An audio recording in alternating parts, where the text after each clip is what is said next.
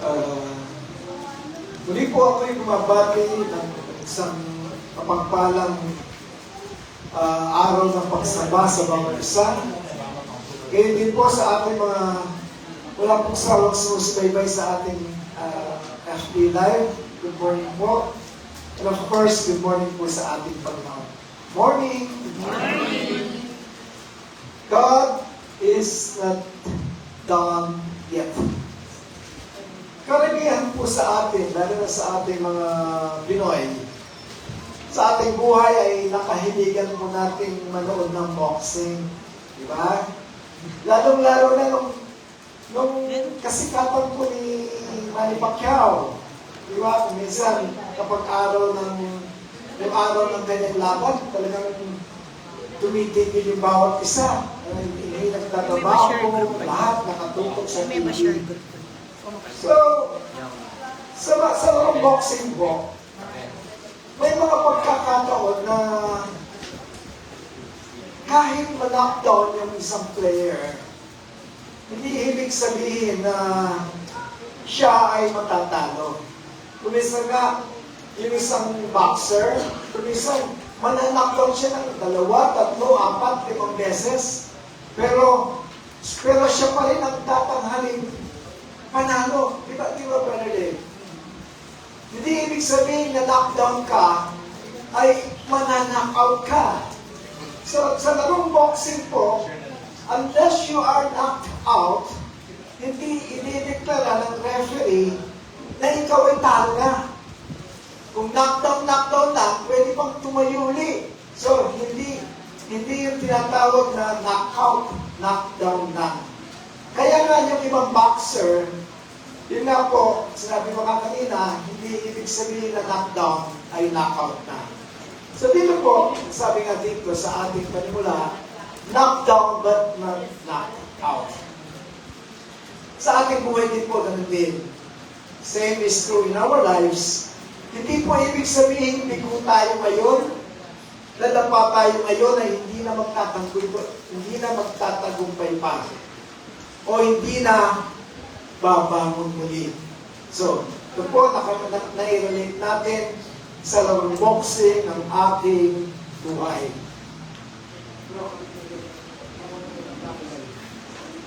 So, dito po ang sabi po sa 2 Corinthians 4:9, persecuted but not forsaken, cast down but not destroyed. Sabi po sa Tagalog dito ni Pablo, inuusig, ngunit hindi pinababayaan, napapatumba kami, ngunit hindi lubusang na ilulubog. May mga panahon po sa buhay na pakiramdam mo, ito na yun. Diba? Minsan, nakakaramdam tayo ng paglulumo, sasabihin natin, ito na ang katapusan. Ito na ang pinakamabigat na problema. Hindi ko na kaya ito. Hindi ko na kakayanin ito. Dito na ako matatapos. Dito na ako mamamatay. Dito na ako mabubuwal at hindi na tatayo ulit. Kumbaga sa boxing, 5 beses na knockdown, kuminsan, ang feeling nila, talo na. Pero katulad ng sinabi ni Pablo, hindi nga pababayaan kasi may Diyos. Amen po ba? Amen. Tapos na ba ang Diyos sa'yo? Yung tatanungin kita ngayon, kung ikaw man ay nakakaramdam ngayon na parang isang kandila ng buhay ay unti-unti lang naupos na yung tao doon. Tapos na ba ang buhay? Of course, hindi po. God is not done yet. God is not finished yet. Hindi pa tapos ang Diyos sa iyo. God is not yet finished with you yet.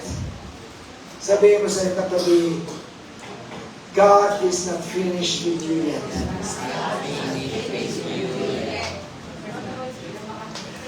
Sabi ko dito, nabanggit dito yung word na persecuted. The word persecuted means too much pressure.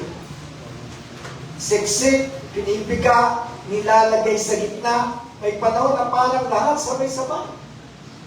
May panahon na hindi lamang ang problema ay sabay-sabay, kung minsan meron pang problema, meron ang nakaabang na agad ng sama.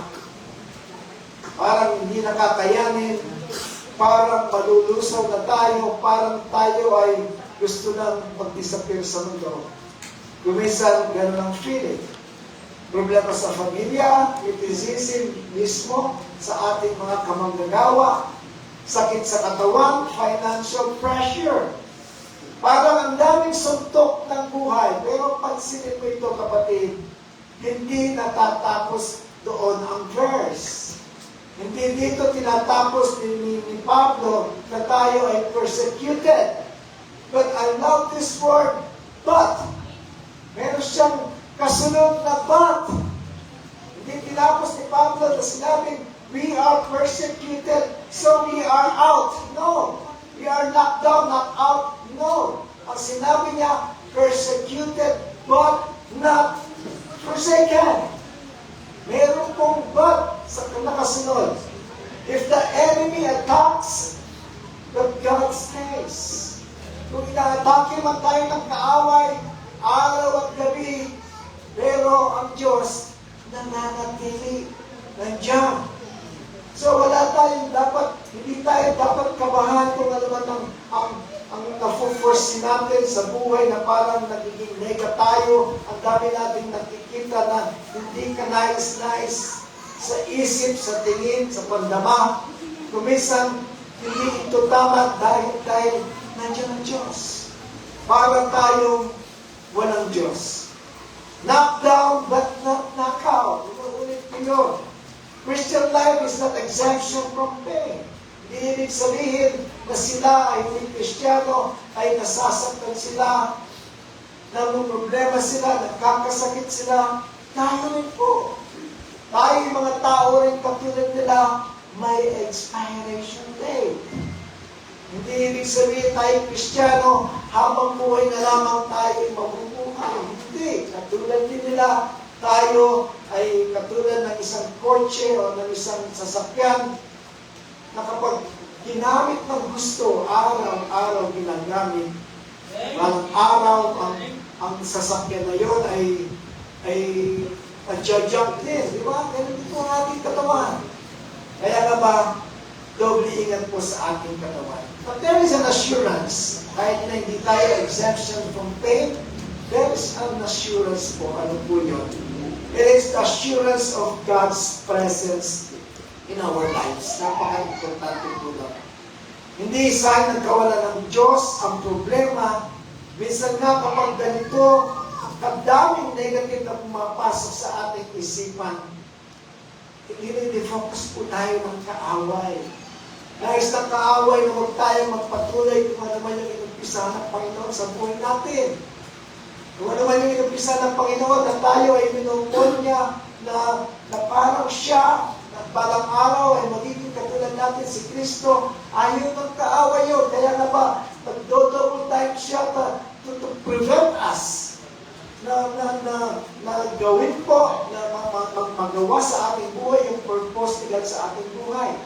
Kaya nga ba, tayo po, bilang Kristiyano, hindi po maiiwasan na nagkakaroon tayo ng spiritual battle inside us, naglalaban-laban sa loob natin, yung kaaway at ang Diyos. So, pero minsan po, sign pa nga ito ng tamang direksyon, yung mga problema natin.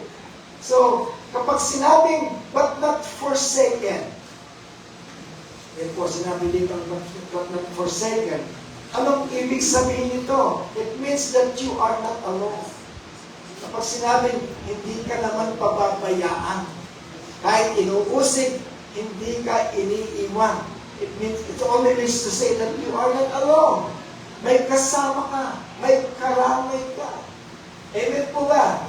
Pwede kang iwan ng tao, pwede kang siraan ng tao, pwede kang pagtawanan ng tao, pero kailanman ay hindi ka iiwanan ng Diyos. Tama po ba o tama? Kahit feeling mo mag-isa ka, God is closer than your pain. Kahit nasasaktan ka, kahit nagtutulungan ka, kahit marami kang agam-agam, God is closer than your worries, than your pains. Even ang Panginoon, when He cried on the cross, nung sinabi niyang, my God, why thou hast forsaken me? Hindi siya iniwan ng Diyos. Hindi siya iniwan ng Diyos Ama. Hindi siya pinabayaan. You know, friends, mayroon pong layunin ng Diyos sa anumang ating nararanasang pain and sufferings. Na kung minsan akala natin tayo ay hindi mahal ng Diyos. Na kung minsan nasa isip natin o nararamdaman natin na parang pinabayaan na tayo ng Panginoon. Na parang walang kwento sa Panginoon yung mga ating mga ginawang paglilingkod sa Kanya. Bakit ngayon ako'y nagdurusa? Parang hindi ako kita ng Diyos. Kung minsan ganun po yung ating nararamdaman. Kung minsan sinisisi pa nga natin ang Diyos sa mga nangyayari sa ating buhay. Ang sabi nga po sa Romans 8:28, and we know, sabi dito ni Pablo, that all things work together for good to those who love God and to those who are called according to His purpose. Do you love God, church? Do you love God? So, if you love God and you are called according to God's purpose, ano man ang iyong nararamdaman ngayon? Ano man yung iyong nararanasan ngayon? Pagit man ito, maganda sa pagiging mo, ito po'y paglalakit na ito ng Diyos para sa ikabubuti mo. Hindi masama, kahit masama ka sa tingin, masama yung iyong na-experience, masama ang iyong naging past, masama yung iyong mga nararanasan sa kasalukuyan. But don't worry. Sabi nga sa Romans 8:28 that all these things maglalakit-lakit po ito para sa iyong kabubuti. Kung minsan hindi natin ito nakikita ngayon, kung minsan parang negative ang tingin, pero in the future, it will be revealed to you. It will be revealed to us na mayroon palang magandang kabutihang idinulot ang ating mga bad experience in the past. Amen po ba? Cast down, but not destroyed. Ulit-ulit ko. Dito kasi iikot yung ating mensahe. Cast down, pwede kang madapa. Cast down, pwede kang ma-discourage. Cast down, pwede kang mapagod. Cast down, pwede kang ma-disappoint. Cast down, pwede kang umayaw na. Cast down, pwede kang huwag kang magpatuloy. Yung mga naglilingkod pero napapagod na. Yung mga may sakit na parang wala ng pag-asa. Yung mga may problema sa pamilya, may mga problema sa kapwa, mananampalataya. Yung mga Kristiyano na pero mayroon pa rin financial pressure sa buhay. All of this, nagpapadapa sa atin kung minsan, pero ang sabi dito sa ating binasa, that we are not destroyed. Katulad ng tayo ng larong boxing, ang dalas natin ma-knockdown, pero at the end of the day, manalo pa rin tayo. Amen po ba? Walang talong Kristiyano. Walang talong Kristiyano. When Paul wrote this, nung sinusulat po ang katagang ito ni Pablo, wala naman siya sa isang malambot na kama. Kala nyo kapag nagsalita ng ganito si Pablo, nagsiself-cellphone lang sa isang malambot na kama, naka-airborne. Hindi po. Hindi po. While Paul was writing this, nandyan po siya. Alam niyo kung ano yan? Top view po yan kung saan naroon yung dungeon na kinaroroon ni Pablo. Bago siya. Diyan na siya kumakain, binabalibag lang yung pagkain sa kanya. Diyan na rin siya nagpupupo, lahat. Ang bago sa loob niyan, walang hangin. Kaya nga baka pag sinulat ito ni Pablo, hindi na siya nagsusulat. Nandun po si Luke sa taas, at pinakikinggan yung sinasabi ni Pablo at isinusulat ni Luke, At yun po ang nababasa natin dito sa ating talata ngayon, na si Pablo ang nangungusap, nasa labas si Luke at siya ang nagsusulat. So he was writing this not from comfort, but from sufferings. So, how terrible it is po na ang isang nagpahayag na tayo ay dapat hindi ma-feel down kasi we are not destroyed, kasi hindi tayo iniiwan ng Diyos. Siya po mismo nakakaranas ng siguro hindi pa natin naranasan ni minsan sa ating buhay. So, Paul was writing from pain and sufferings. He was beaten, he was rejected, he was imprisoned. Nasa isang mabahong underground jail si Pablo nung sinulat po nito, and yet he declared he was cast down but not destroyed. Siguro kung tayo nandyan, hindi na natin na lang ang ating iisipin, pero not Paul. He said he was cast down but not destroyed. In other words, down siya, yes, but down na, finish na ba yung buhay niya? Big no. Kasi because God is not done yet. Yun ang nasa isip ni Pablo. Kaya nga ba dyan, hindi siya nawala ng pag-asa kasi alam niya, God was not finished in him yet. Mayroon pang gagawin ng Diyos. Mayroon pang gagawin mabuti ang Diyos sa kanyang buhay. Palaging may but. Titingnan natin muli yung verse, parating may but. Sabi dito, parating may but, subalit pero natapwat. Persecuted but not forsaken, cast down but not forsaken. Inuusig, ngunit hindi pinababayaan. Yung but, parang parating nandiyan kasi sa cast down, nandun din yung but. Sabi sa cast down, but not destroyed. Napapatumba kami, ngunit hindi lubusang nailulupok, but. Maraming ba? Pero yung but na yun, maraming may tutulong po sa atin, kaya kasi mayroong pasubali. Hindi mananknock out, hindi mapapabayaan, hindi mamamatay, hindi pagtataksilan. Kasi ang Diyos, parati na dyan para tayo ay tulungan kung saan tayo, kung ano man ang kinasagdaan natin, problema sa ating buhay ngayon. Sabi po sa Hebrews 13:5, sabi dito, I will never leave you nor forsake you. It was mentioned in the Old and in the New Testament as well. Na sinasabi dito, pwede kang iwan ng tao, pwede kang hindi maintindihan ng tao, pwede kang hindi, pero hindi ka pwedeng iiwan ng Diyos. One question, kailan ka ba iniwan ng Diyos? Kailan ka ba niya pinabayaan? Kumisan po, kay dali natin makalimot. Kumisan ako, nangyayari din sa amin ito. Kumisan, napakatindi ng problema. Nalimutan ko na the same God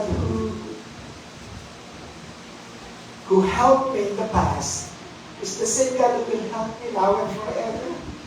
Hindi naman nagbabago ang Diyos eh. Tayo lang ang nagbabago ng pananaw. Kasi kung iisipin po natin, ang dami nating mga experiences, bad experiences, nalusutan. Kahit na kagagawa natin, nalulusutan natin. Bakit? Nandiyan ang Diyos eh. Nandiyan ang ating karamay. Nandiyan ang ating helper.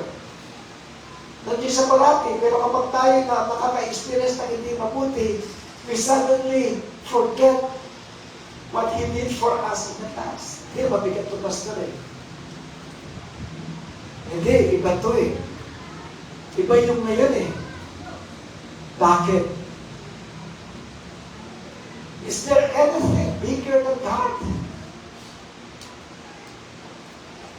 Is there anything stronger than God? At meron bang imposible sa Diyos? Na kung noon, tinuturing mong magagaan lamang yung mga problema nilutas niya, ngayon ay sobrang bigat. Mayroon bang mabigat sa Diyos? Tatanungin kita ngayon, kapatid. Mayroon bang mabigat sa Diyos? God is bigger than anything, any problem. God is even bigger than cancer. Can we say amen to that? Amen. Sakit. Alam niyo po, matagal na ang isang segundo para magmilagro ang Diyos. Sa atin, napakahirap isipin. Hindi. Mahirap nang gamutin to eh. Kasi tao lang tayo. Tao lang. Walang magagawa. Doktor lang yan. May limitasyon ang kaalaman. May limitasyon yung mga gamot na pinapainom sa atin. Kung minsan, hindi na kinakaya ang ating sakit, but not God. But not God. Diba? Ang Diyos nga, ang namatay na si Lazarus ay binuhay pa niya muli. Maraming ketongin, maraming mga pinanganak na bulag ay ibinalik ang kanilang mga paningin. Maraming mga pinanganak na lumpo, kanya itong pinalakad muli. Yung bang Heso Kristo sa Biblia ay iba na sa Heso Kristo ngayon? Of course not. God is using the Bible for us to know that God is a mighty God. That God is a loving God. Kung noon nakikita natin si Kristo, nang minahal niya ang mga outcast, minahal niya ang mga balo, minahal niya yung mga bulag, mga pulubi, minahal niya yung mga inaapi. How about Jesus Christ in our time? Nagbago ba siya? Nagbago ba ang Diyos? God, in the Bible it says, God, Jesus is the same yesterday, today, and tomorrow. That only proves na ang Diyos ay hindi nagbabago. Huwag nating maliitin yung kapangyarihan ng Diyos na sinasabi natin sa Biblia lang yan eh. Ngayon wala na yan eh. No! Ginawa ang Biblia para meron tayong basihan, meron tayong tinitingnan, meron tayong tinitingnan pag-asa that there is always one God to help you and me sa anumang problema natin. Yung problema ng ating mga kaluluwa at espiritu, nilutas niya. How much more yung mga bagay na ito na ating mga suliranin sa buhay sa mundo. Can God do that? Hindi ba kaya ng Diyos ang inyong kalungkutan ngayon? Hindi ka ba kaya comfort? Hindi ba kaya ng Diyos yung mga sakit natin? Hindi ba kaya ng Diyos yung pawalan natin ng trabaho ngayon? Hindi ba kaya ng Diyos yung mga relationship problems natin? All of this, kaya ni Lord. Amen po ba? Just continue to have faith in God.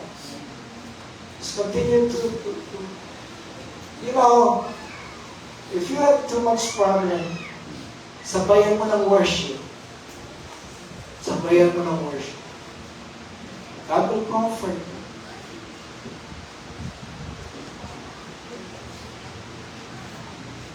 At ngayon, sa isang simpleng pagsubok, nakalimot na tayo agad.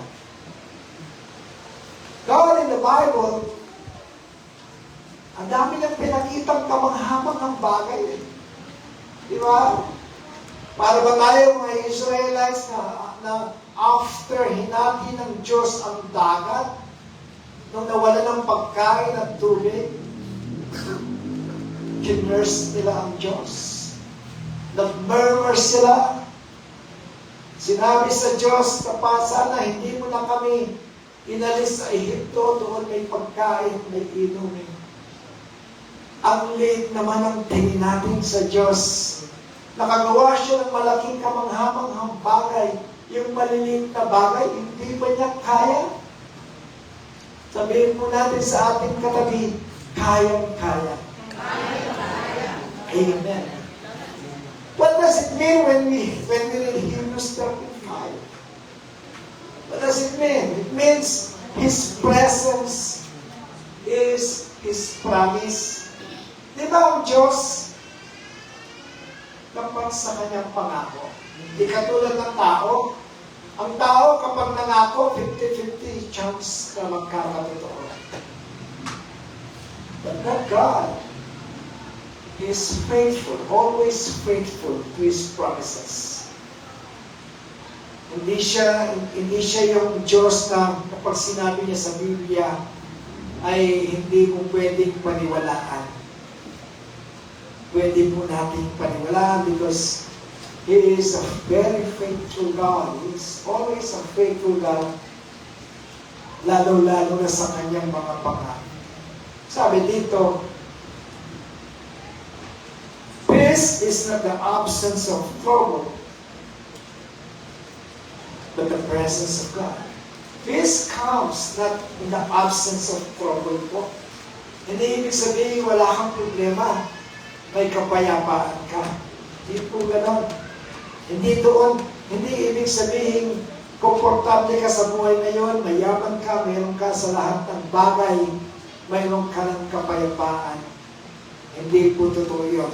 Ang totoong kapayapaan ay kapag nasa iyo ang presensya ng Diyos.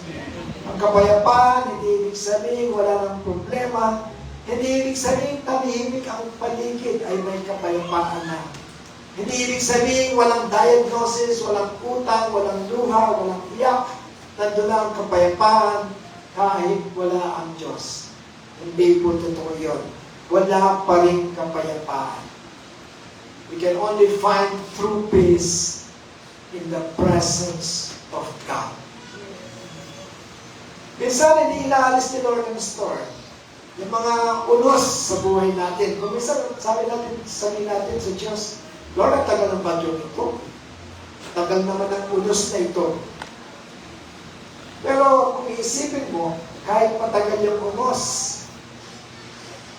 sinasamahan ka naman yan. Okay, take a look at this. Dito po, habang binabayo ng malalakas na alon, nasa kalagitnaan sila ng laot ng mga disipulo, habang binabayo yung bangka, na halos patabunan na sa taas ng mga alon, sumisigaw, nagpapanik ang mga disipulo dito. Pero napansin nila ang ating Panginoon, nakaunan pa. May dala siyang unan eh. Hindi siya nagising. Tulog pa rin. Binabayo yung bangka. Gano'n. Tulog pa rin siya. You know why si Lord dito hindi agad pinahinto yung unos? Kaya naman niya eh. Pinatunayan ito ni Lord na nung nagising siya, pinatigil niya yung unos eh. Bakit hindi agad niya inalis yung unos? Bakit ka po ba? Kasi dito po, sinusubukan niya yung kanyang mga disipulo. Kung saan pa sila magtitiwala sa Diyos ba o sa kanilang mga sarili. Kasi kung magtitiwala sila, they knew that the Lord is with them in the middle of the storm, hindi sila magpapanik. Ang sabi nga ni Kristo, I am with you in the middle of the storm. Why fear? Bakit kayo natakot? Ang liit naman ng inyong pananampalataya. Ito po parang cancer nito. Ito ito, siguro kapag lumubog ang bangka dito, patay lahat. Patay lahat po, walang pagbubuhay. Pero, but still, why panic? Bakit ka mag-worry? Bakit? Sino kasama mo? Si Kristo lang naman. Mababayaan ba niya sa Kristo na siya rin ay lumubog siya? Of course not.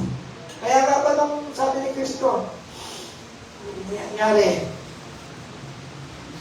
ang liit ng pananampalataya nyo. At doon po, agad-agad ay pinatigil po ng ating Panginoon ang unos. At dito po, kapag pwede kang nasa gitna ng bagyo pero panatag ang puso mo. Pwede kang nasa hospital room pero may katahimikan ng kaluluwa. Bakit? Dahil hindi problema ang nagbibigay ng kapayapaan, Diyos ang nagbibigay po nito.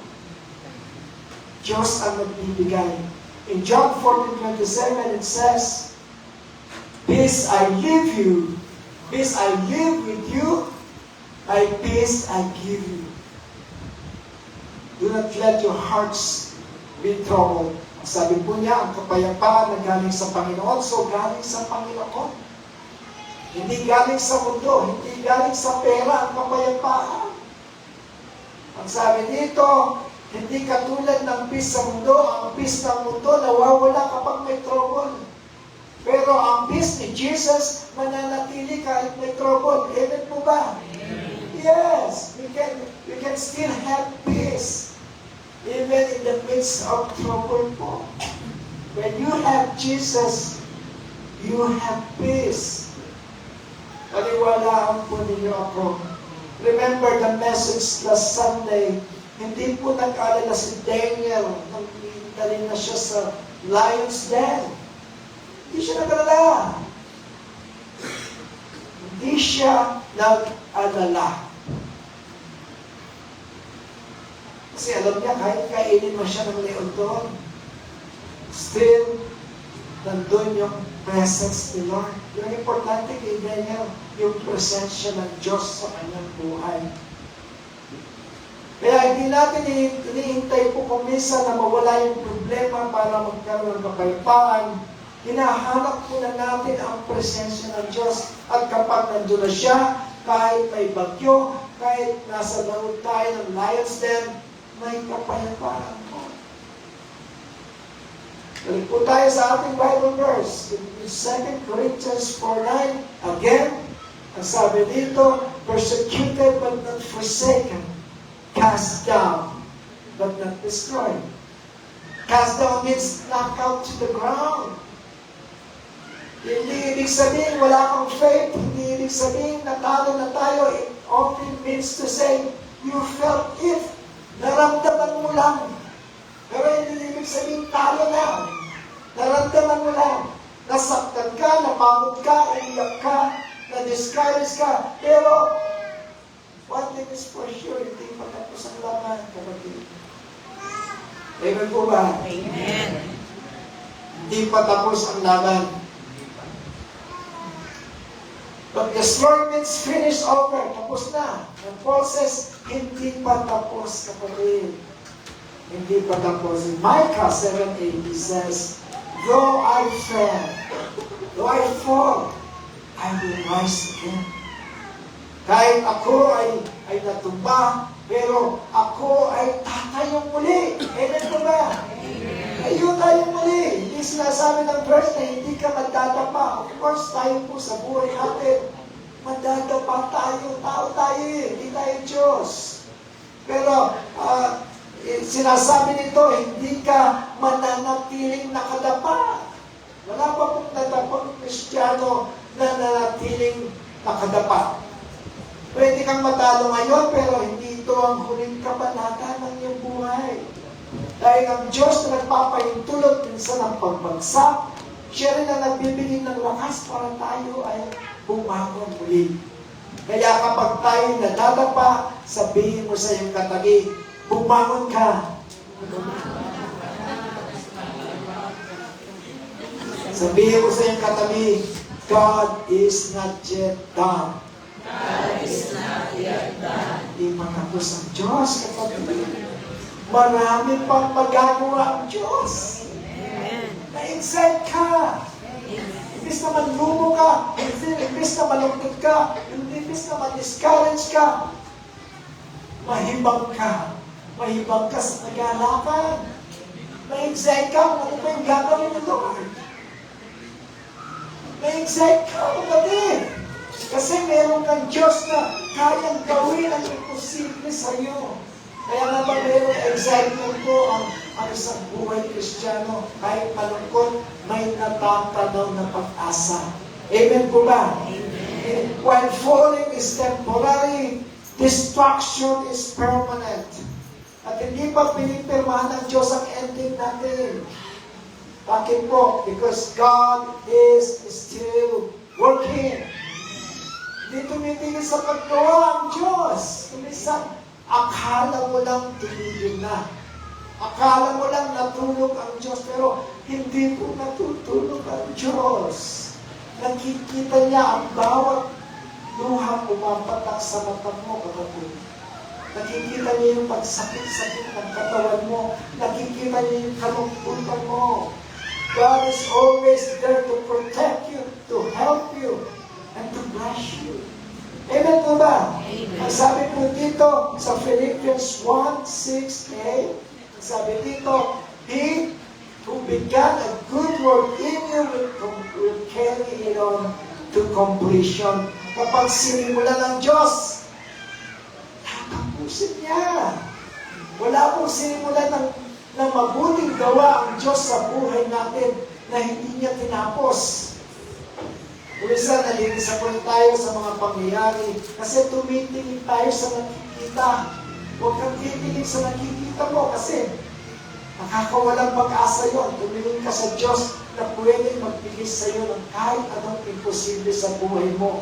Kapag sinimula ng Diyos, inuulit ko, tatapusin ko niya. Hindi siya tulad ng tao na nag-quit kapag mahirap nang gawin. Kung buhay ka pa, kapag buhay ka pa ngayon, may gagawin pa ang Diyos. Kapag humihinga ka pa, may gagawin pa ang Diyos. May sinusulat pa ang Diyos sa buhay mo, kapatid. Hindi pa tapos yung aklan mo. Hindi pa tapos yung story mo. Yung ending, of course, mabuti yung ending. Kasi mabuti ang Diyos. God is not done yet. Bagsak? Oo. Pero, babangon muli. Amen po ba? Amen. Sabihin mo muli sa iyong katabi, pero babangon. Bagsak pero babangon. Amen. Bakit babangon? Because the power sustaining you is not yours. Hindi ka makakabangon kung ikaw lang. Sabihin kung tapat sa iyo, kapatid. Alam niyo kung bakit ka babangon? Ang sabi dito sa 2 Corinthians 4:7, sabi po, but we have this treasure in the jars of clay to show that this all surpassing power is from God and not from us. Tayo daw ay parang mga clay, taglay natin ang kayamanan ito sa siglang lupa upang ipakita na nag-umapaw na kapangyarihan ay mula sa Diyos at hindi mula sa amin. We have this treasure in jars of clay. Ibig sabihin po, tayo po yung jars. Nakita mo kayo ng jars? Yung banga. Banga ba yun? Di ba? Very fragile. Madaling mabasa. Di ba? Tayo po yun. Tayo yung jars. Pero may treasure po sa loob. Sino yun? When we were born again po, we received an incorruptible seed, that imperishable seed, yung butong hindi nasisira, yun ang banal na spirito na tinanggap natin when we receive the Lord Jesus as our Lord and Savior. At ang sabi sa Biblia, siya ay mananatili sa atin magpakailanman. Kaya nga ba, ito po yung banal na spirito na sinasabi dito na nagbibigay kalakasan sa atin, nagbibigay power sa atin para manatiling nakatayo, para bumangon muli. Ang sabi dito, napakaliwanag, it is not from us. Bakit ba si Brother Dan ngayon ay nakakatayo pa? Bakit ba yung inyong pastor ngayon ay nakakapagsalita pa ng ganito? Bakit ako nakakabangon pa? Hindi po biro yung pinagdadaanan ng aking pamilya ngayon. Hindi biro-biro. Kumbaga sa Bagyo po, signal number 10. Kumbaga sa Lindol, intensity 20. Ganun po kabigat yung problema ng aking pamilya ngayon. Bakit ako nandito? Bakit parang ang lakas-lakas ko? Kasi yung power na taglay ko, hindi po si Brother Dan ito. Kung hindi po ako tinawag ni Lord, kung hindi pumasok si Lord sa akin, wala ako dito ngayon. Hindi ko alam kung buhay pa ako. But because of the surpassing power that is from God, nataglay ko ngayon. I can still move, I can still think, I can still plan for the future, I can still plan for my family, I can still plan for this ministry because of the surpassing power that is coming from God, and it is not from me. Mahina po si Brother Dan, sabihin kong takot sa inyo. I never enjoyed my high school days. I was bullied. In 4 years, I was bullied by my friend, by my classmates. Kung ano sabihin nila, ginagawa ko. Pinatudyakan ako, sinusuntok ako. Minumura ako, hindi ako gumaganti. I never enjoyed my youth. But it did not stop me from chasing a life. It did not stop me from proving to God na pwede akong i-recharge ni God anytime in my life. Because noon pa man, nakikita ko na po, in my youth days, I know that I am calling. I knew that I had calling.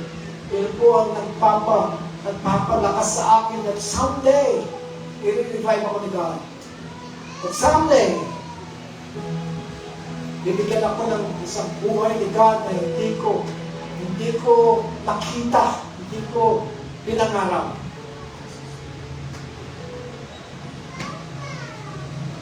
After my high school days, nag-aral po ako ng martial arts.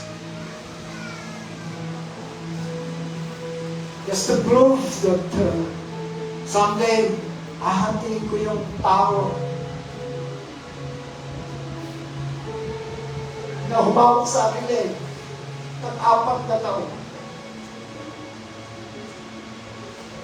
But when I saw this man, after so many years, nandun pa rin yung galing ko, but when I saw this man, gusto ko siyang suntukin, kaya-kaya ko na siya. Black belt na ako nun Sumasali na ako sa competition. But when I saw this man, sabi ni God sa akin,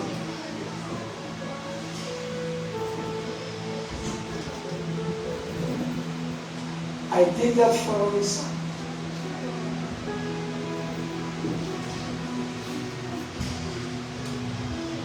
Pinahintulutan ng Diyos yun para sa isang purpose. Doon papasok yung Romans 8:20. Hindi ko po ginalaw yung tao. Actually, pinalambot pa nga siya ni Lord. Nagsabing nag-sorry po siya sa akin. And I just want to praise God sa life ko po. Na hindi ko inaasahan na one day ako magsasalita sa harap ng mga tao. Dito po, yung sinasabi dito, yung surpassing power na taglay ko hanggang ngayon, dahil sa Diyos na pumasok sa akin o siya'y aking tagapin, ay taglay ko pa rin hanggang ngayon at magpakailanman. And it is not from me. Kahit kayo po, Kung kaya naman kayo ngayon na may nararamdamang lakas, power, na pwede niyong gapiin yung mga umaalimos na sa inyo, yung pwede niyong idedma, pwede niyong ipag-pray ng purposing sa inyo, pwede niyong mahalin yung mga itinuturing kayong enemies, chinismis kayo, minamarites kayo, pero ngayon, pwede niyo silang yakapin. Alam niyo kung bakit? That is not from you. That is not you. That is God who lives in you. Amen po ba? Amen. That is, the treasure remains.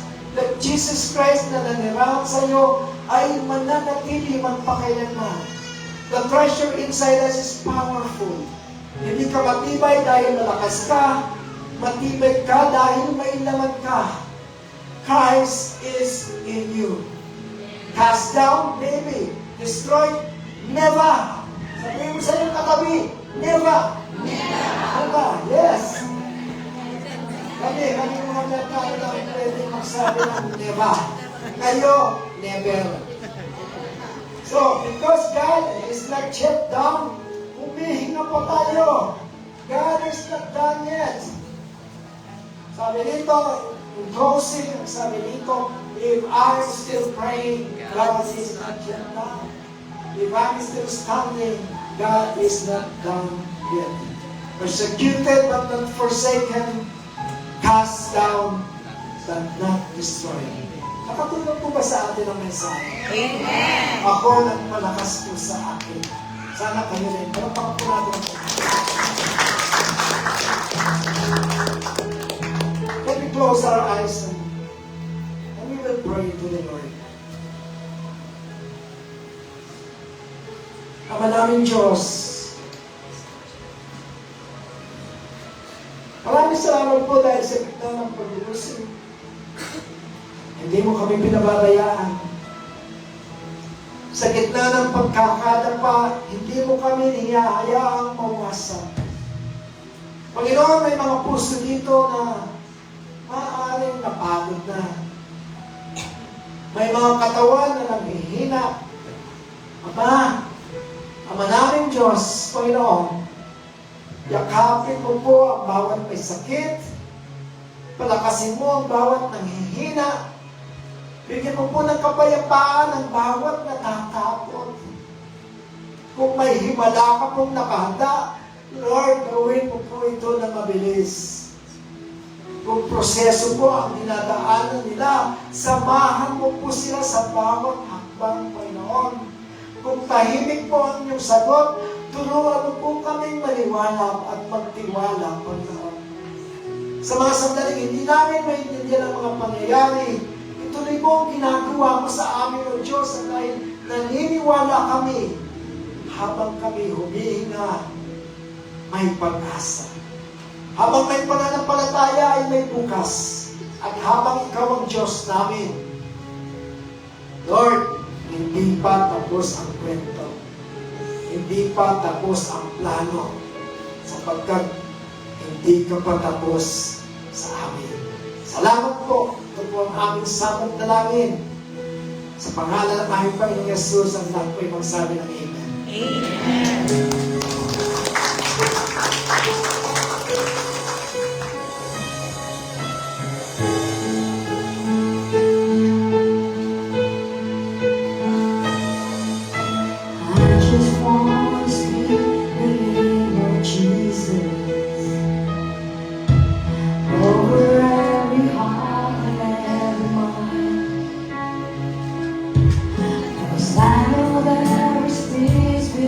Your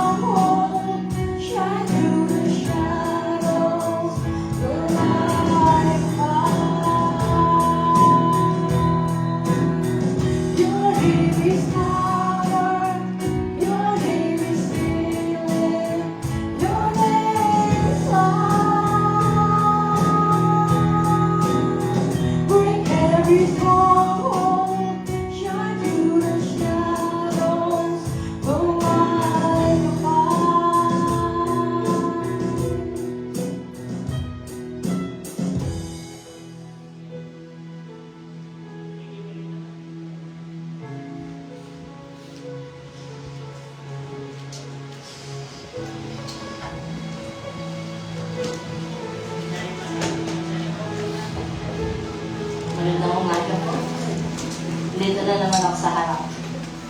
Explain po ulit yan. Anyway, napakaganda po nung message natin today, ano.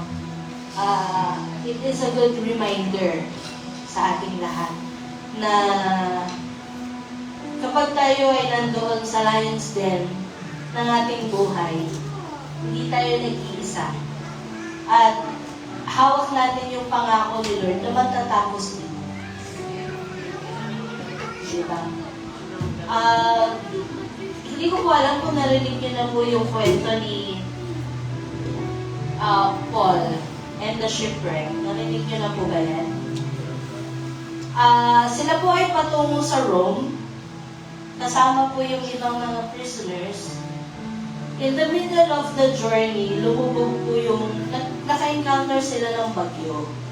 Iba po na dun sa kasama yung mga disciples, naka-encounter po sila ng bagyo. Ngayon, dahil palubog na yung barko, tinapon nila yung mga gamit, lahat-lahat, pero lumubog pa rin yung barko. Lahat nagpapanik, pero si Paul, ulit-ulit niyang sinasabi na makakarating tayo at hindi tayo mamamatay. Dahil may pinanghahawakan po si Paul. Sa isang gabi, nagpakita sa kanya ang anghel ni Lord at sinabi niya, nalulubog ang barko but no life will be lost. Katulad po ng bahay na naitayo sa bato, though the storm will come, the rain will fall, but it will not fall. Ano po ang ibig sabihin nito? Kailangan natin ng pundasyon. May mga pangako po ang Diyos na tayo ay pinanghahawakan. Pero kailangan nating malaman kung ano yung mga pangako yun. Hindi po porket narinig natin dito sa harap, sinabi na pangako ni Lord na hindi kita iiwanan, ganun-ganun na yun. Kailangan nating malaman ano ba yung basis. Kaya po kailangan we have to know God more. Para mabuo natin yung tiwala. Hindi lang tayo nagtitiwala at the moment na gusto natin. Kailangan mabuild natin yung trust sa kahit anong pagkakataon at kahit anong unos ng buhay para po maging natin yung peace. Ang kapayapaan po kasi, pangmatagalan.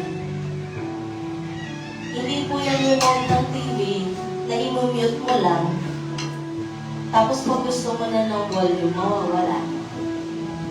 Kailangan matagal. So, yun po. I-build natin yung ating sarili, yung ating relasyon kay Lord, para ma-build natin yung tiwala, yung trust, at magre-resolve po to sa never-ending peace. So tayo po'y manalangin. Tayo tumayo. Hallelujah, Lord, dakila ka, Panginoon. Maraming salamat po, Panginoon, dahil sa ilang pagkakataon po ng bawat linggo, Panginoon, ay lagi niyo po kami binibigyan ng mga pangako, Panginoon. Pinapaalalahanan niyo po kami, Panginoon, na sa mga dagok ng buhay na aming nararanasan lately, O God, ay hindi niyo po kami iniiwan at lagi kayo'y nandyan, Panginoon. You are always reminding us with your promises, Panginoon.